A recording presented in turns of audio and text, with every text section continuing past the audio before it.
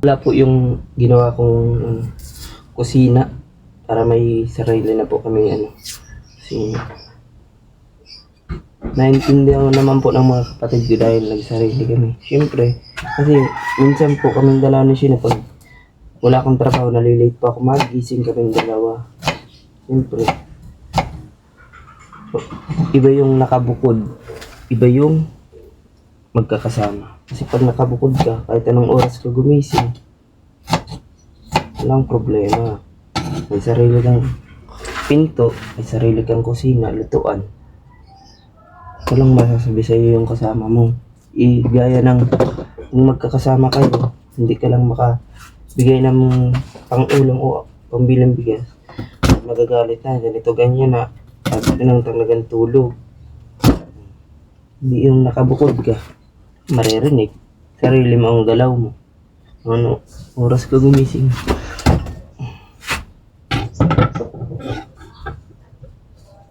Ang sunod ko pong gagawin yan, doon sa likod, gagawa ko noon sasampayan ni Totoy ng mga damit para hindi nababasa. Ayun guys, update ko na lang po kayo kapag luto na yung gulong ko.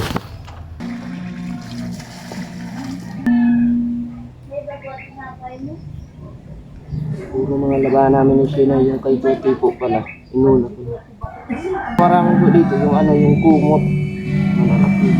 Kapag luto mo na po ako dito, kain mo na lang po si Sheena. Wala na. Kapag hugas mo na rin po ako dito, kapag kakain mo na lang po siya.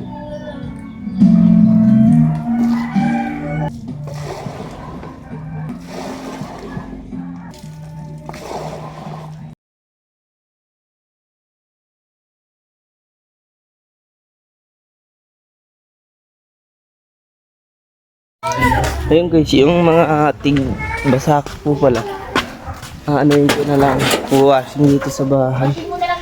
At para hindi na po ako mahirapan. Guys, tapos na pala po akong laban ng mga damit at ngayon po naman ang gagawin ko, laban ng anak guys. Ayun pala guys, babalo na pa ako. Puntaan ko muna po siya. Mapaalam ba ako magbabalaw na? O pala si Sheena. Bay, magbabalaw na ako. Yung guys, yung magina ko. Si Totoy tulog po pala. Tulog po yan. Hindi na yan mag-iyak. Si Sheena. Sige guys, magbabalaw na muna po ako. May alaga yun. May nagsasakin.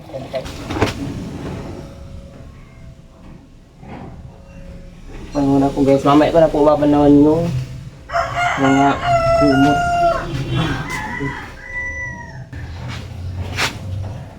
Tapos na po si Raymark maglaba. Doon na po siya naglaba sa may ano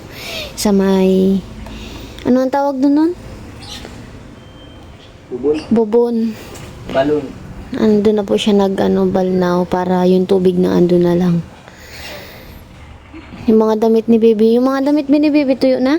Andiyan, at bawal daw yung ampun. Mamaya titiklopin ko na yung lagay ko sa damitan niya.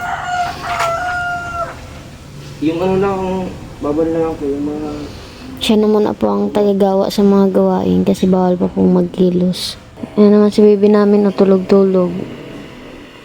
Ayan. Hindi po yan iyakin. Maiyak na yan pag madidi na.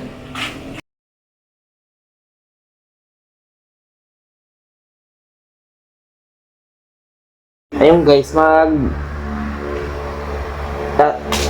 na naman pa ako, magtitiklop ng mampay, tuyo na po kasi. Titiklop muna po ako ngayon. Pagkatapos ko po nito, magluluto na rin ako ng gabihan namin. Guys, tapos na pala po akong maglaba. Isasampay ko na lang po yung mga ni Totoy, mga damit saka pajama.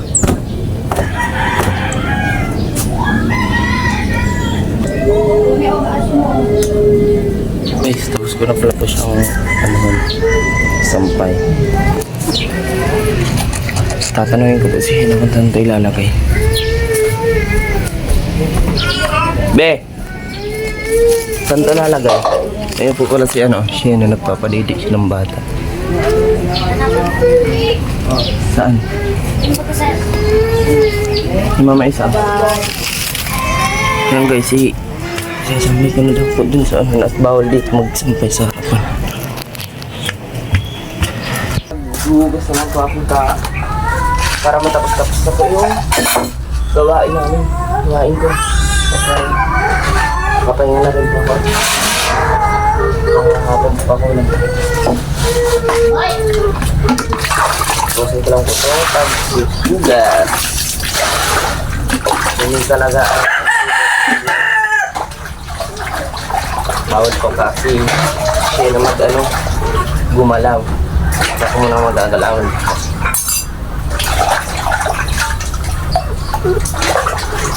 Pagkatapos ko pala guys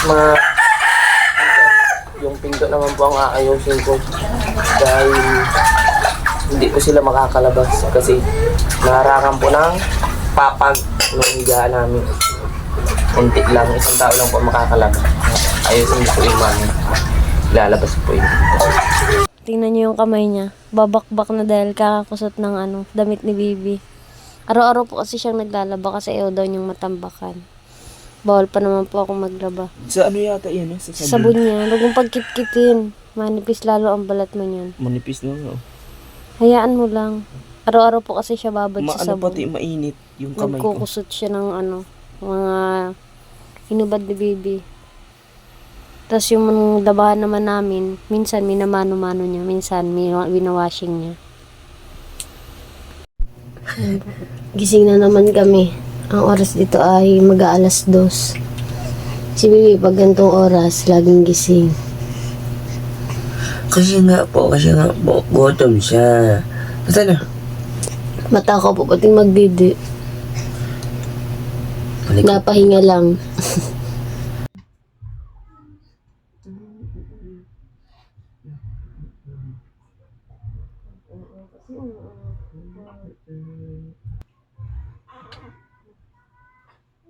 Ako ng gatas ni Bibi. Para makadede na siya.